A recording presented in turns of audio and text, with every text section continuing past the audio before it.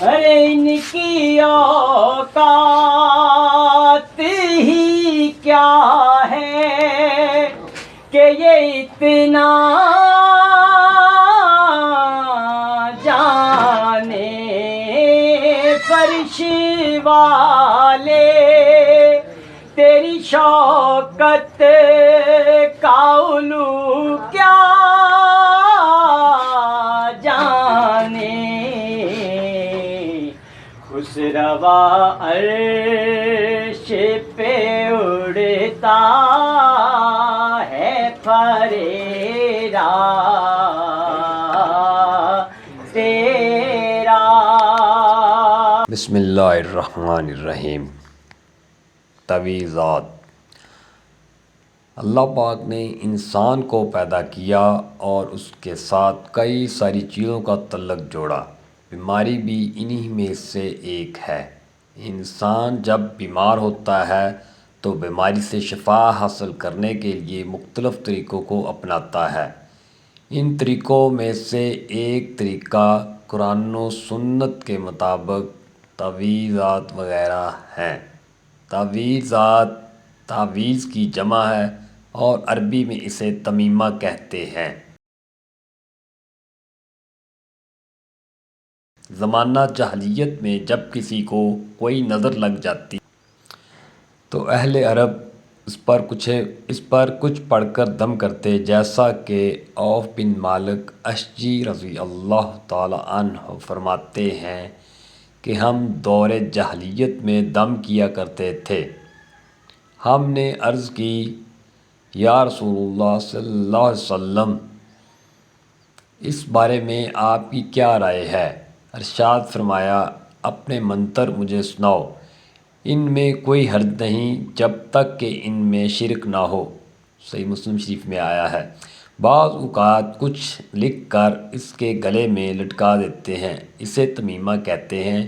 ہمارے معاشرہ میں جہاں لوگوں کی ایک بڑی تعداد اس سے فوائد حاصل کرتی ہوئی نظر آتی ہے، وہیں کچھ لوگ شرک و بدعت کہتے ہوئے نظر آتے ہیں۔ آئیے قرآن و سنت کی روشنی میں اس کی شرعی حیثیت جانتے ہیں۔ قرآن و حدیث اور تعویذ۔ تعویذات میں عموماً قرآن کریم کی آیات یا اسماء الہیہ کو لکھا جاتا ہے اور شفا اور فوائد حاصل کیے جاتے ہیں، لہذا تعویذات سے استفادہ یا شفا حاصل کرنے والا یقیناً قرآن کریم سے شفا طلب کر رہا ہوتا ہے۔ چنانچہ قرآن کریم میں شفا ہے، جیسا کہ اللہ تعالیٰ کا ارشاد ہے، وَنُنَزِّلُ مِنَ الْقُرْآنِ مَا هُوَ شِفَاءٌ وَرَحْمَةٌ لِّلْمُؤْمِنِينَ۔ سورۃ بنی اسرائیل آیت نمبر 82 ہے یہ۔ اور ہم قرآن میں وہ چیز نازل فرماتے ہیں جو مومنین کے لیے شفا اور رحمت ہے، اور ظالموں کے لیے سوا نقصان کے اور کچھ زیادتی نہیں۔ بنی اسرائیل آیت نمبر 82۔ لہذا اس سے یہ ثابت ہوتا ہے کہ قرآن کریم میں شفا اور رحمت رکھی ہوئی ہے، اور جسے پڑھنے میں شفا ہو اس کے لکھنے میں بھی شفا ہے۔ اب ہم تعویذ کے معنی و مفہوم پر روشنی ڈالتے ہیں، اس کے بعد دوبارہ قرآن و حدیث کی طرف آتے ہیں۔ تعویذ کے لغوی معنی حفاظت کی دعا کرنے کے ہیں۔ عربی میں اعوذ، تعویذ، اوعاظ، مادہ اعوذ کے تحت باب تفعیل کے وزن سے تعویذ بنتا ہے۔ دوسرے لفظوں میں اسے تحریری دعا کہا جا سکتا ہے۔ جس طرح زبانی دعا کی قبولیت و اثر پذیری اللہ تعالیٰ کی مرضی پر موقوف ہے، ٹھیک اسی طرح پر قرآن کی آیات پر مشتمل تعویذ یعنی تحریری دعا کے اثرات و فوائد بھی اللہ تعالیٰ کی مشیت و مرضی پر ہی منحصر ہے۔ یعنی اس طرح تعویذ کے لغوی معنی تدبیر کرنا، بچاؤ یا پناہ میں آنا ہے۔ اصطلاحی معنوں میں تعویذ کا مطلب کوئی دعا یا آیت یا اسماء الہی یا ان کے اعداد، نیز مختلف الفاظ و اعداد جو سادہ یا بطور نقش لکھ کر گلے میں ڈالا یا بازو پر باندھا جاتا ہے، وہ کاغذ جس پر یہ کلمات لکھے ہوں تعویذ کہلاتا ہے۔ تعویذ کو حصول مطلب کے لیے مختلف طریقوں سے استعمال کیا جاتا ہے۔ اب ہم دیکھتے ہیں تعویذ کی حقیقت اور اس کا شرعی حکم کیا ہے۔ بعض مرتبہ یہ سوال اٹھتا ہے کہ تعویذ کا کیا حکم ہے اور دم اور تعویذ میں کیا فرق ہے؟ سو یاد رکھیے کہ ان میں وہی فرق ہے جو کلام الہی اور کتاب اللہ میں ہے۔ کتاب اللہ کو لکھا جاتا ہے اور کلام اللہ کو پڑھا جاتا ہے۔ جس طرح ہم کلام اللہ کی عزت کرتے ہیں، ناپاک ہونے کی حالت میں اسے اپنی زبان پر نہیں لاتے۔ قرآن کریم کتاب کی صورت میں ہے تو اسے چھو بھی نہیں سکتے۔ اگر یہ لکھا ہوا قرآن واجب الاحترام نہ ہوتا تو حضرت صلی اللہ علیہ وسلم یہ نہ فرماتے کہ جب دشمن کے علاقے میں جاؤ تو لکھا ہوا قرآن مصحف وہاں نہ لے جاؤ، کہیں دشمن کے ہاتھ لگے اور وہ اس کی بے احترامی کریں۔ علاج بالقرآن دم سے ہو سکتا ہے تو لکھے ہوئے پاک اور طیب کلمات سے کیوں نہیں ہو سکتا؟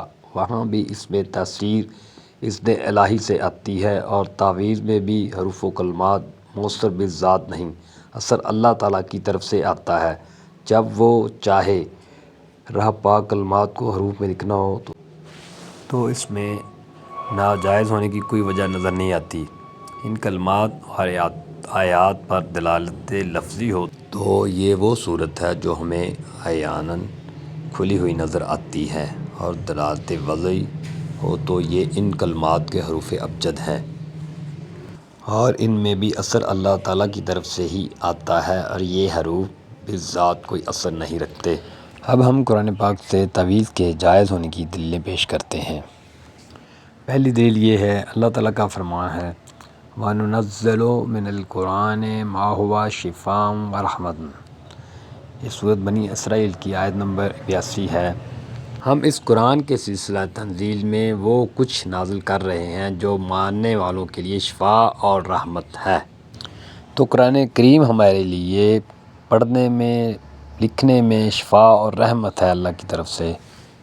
دوسری دلیل، وَمَا كُنْتَ تَتْلُو مِنْ قَبْلِهِ مِنْ كِتَابٍ وَلَا تَخُطُّهُ بِيَمِينِكَ إِذًا لَارْتَابَ الْمُبْطِلُونَ۔ اور اے حبیب، اس سے پہلے آپ کوئی کتاب نہیں پڑھا کرتے تھے اور نہ ہی آپ اسے اپنے ہاتھ سے لکھتے تھے، ورنہ اہل باطل اسی وقت ضرور شک میں پڑ جاتے۔ اس آیت کریمہ سے بالکل واضح ہو جاتا ہے کہ اللہ تعالیٰ نے قرآن مجید نازل کیا اور پھر اللہ تعالیٰ نے حکم دیا پڑھنے اور لکھنے کا۔ تو اس کا مطلب یہ ہے کہ آپ صلی اللہ علیہ وسلم نے اس کو پڑھا بھی، پڑھوایا بھی، اور لکھا بھی اور لکھوایا بھی۔ اس سے آیت کریمہ سے یہ ثابت ہوتا ہے کہ ہم اس قرآن مجید کو لکھ کر فائدہ اٹھا سکتے ہیں۔ یہ سورۃ عنکبوت کی 48 نمبر آیت ہے۔ اب ہم چند حدیث مبارکہ بیان کرتے ہیں۔ پارٹ 1 میں ایک حدیث بیان کرتے ہیں۔ الخصائص الکبریٰ میں ایک حدیث بیان کی گئی ہے، ملاحظہ کیجیے۔ رسول اکرم صلی اللہ علیہ وسلم نے طویل لکھوایا۔ حضرت ابو دجانہ رضی اللہ تعالیٰ عنہ سے روایت ہے کہ میں نے حضور صلی اللہ علیہ وسلم کی بارگاہ میں جنات کی شکایت کرتے ہوئے عرض کیا، یا رسول اللہ صلی اللہ علیہ وسلم، میں بستر پر لیٹا ہوا تھا کہ اچانک میں نے اپنے گھر میں ایک آواز سنی جو کہ چکی چلنے کی طرح تھی، ایک بنبناہٹ سنی جو شہد کی مکھیوں کی مثل تھی، اور بجلی کی چمک جیسی چمک دیکھی۔ میں نے گھبرا کر سر اٹھا کر دیکھا تو ایک سیاہ سایہ تھا جو کہ گھر کے صحن میں بلند ہوتا جا رہا تھا۔ میں نے اس کے قریب جا کر اس کی کھال کو چھوا تو اس کی کھال صحیح ایک کانٹے دار کھال والا جانور کی کھال کی طرح تھی۔ پھر اس نے میرے چہرے پر آگ کے چنگاریوں کی مثل کوئی چیز پھینکی تو مجھے ایسے لگا گویا اس نے مجھے جلا کر رکھ دیا ہے یا گھر کو جلا کر رکھ دیا ہے۔ نبی کریم صلی اللہ علیہ وسلم نے ارشاد فرمایا، اے ابو جانہ، وہ تیرے گھر میں ایک بری چیز رہنے والی ہے، اور رب کعبہ کی قسم، اے ابو جانہ، تیری مثل لوگ تکلیف دیے جاتے ہیں۔ پھر فرمایا، ایک کاغذ اور دوات لا۔ میں دونوں چیزیں لے کر حاضر ہوا تو سرکار اقدس صلی اللہ علیہ وسلم نے حضرت علی کرم اللہ وجہہ کریم کو دے کر فرمایا، اے ابو الحسن، لکھو۔ انہیں عرض کیا کہ کیا لکھوں؟ فرمایا، یہ لکھو، بسم اللہ الرحمن الرحیم، ھذا کتاب من محمد رسول رب العالمین صلی اللہ علیہ وسلم الی من ترک دار من الاموال والروا الصالحین الا تارک یترک بخیر یا رحمن اما بعد فإن لنا ولکم فی الحق ساعۃ وَإِن تَكُوا عَاشِقًا مُولِعًا فَاجِرًا مُقْتَحِمًا أَوْ رَاغِبًا رزقا انی مبتلا ھذا کتاب اللہ تبارک و تعالی ینطق علینا وعلیکم بالحق نستنسخ ما کنتم تعلمون ورسلنا یکتبون ما تمکرون اترکوا صاحب الکتاب ھذا وانطلقوا الی عبدۃ الاصنام ولمن یزعم ان مع اللہ الہ آخر لا الہ الا هو کل شیء ہالک الا وجہہ لہ الحکم والیہ ترجعون یغلبون حامیم لا ینصرون حامیم عین سین کاف تفرقوا اعداء اللہ وبلغت حجت اللہ ولا حول ولا قوة الا باللہ فسیکفیکم اللہ وہو السمیع العلیم۔ حضرت ابو دجانہ رضی اللہ تعالیٰ عنہ کہتے ہیں میں اس کو لپیٹ کر گھر لے آیا اور رات کو اپنے سر کے نیچے رکھ کر سو گیا۔ پھر میں نے ایک چلانے والے کی چیخ سے اٹھا، وہ کہہ رہا تھا کہ اے ابو دجانہ، لات و عزا کی قسم، ان کلمات نے ہمیں جلا کر رکھ دیا ہے۔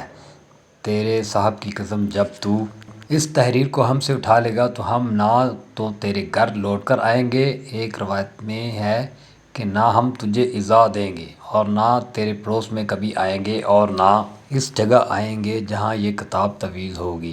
ابو دجانہ کہتے ہیں کہ میں نے ان سے کہا میرے صاحب یعنی رسول اللہ صلی اللہ علیہ وسلم کی قسم کہ میں اس کو اس وقت تک نہ اٹھاؤں گا جب تک نبی کریم صلی اللہ علیہ وسلم سے اجازت نہ مانگ لوں۔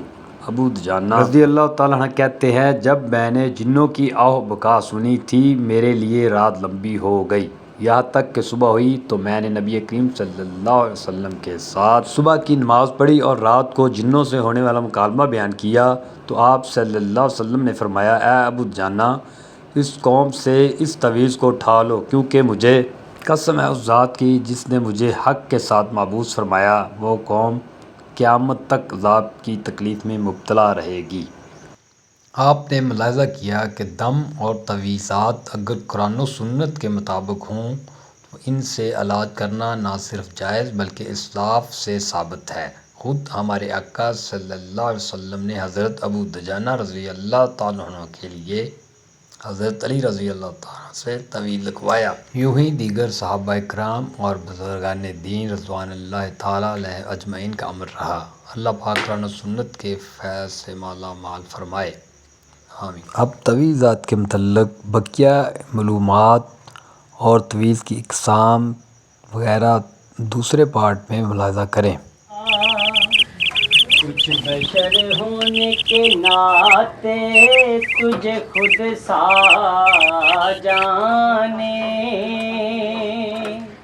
اور کچھ محض پیامی ہی خدا کا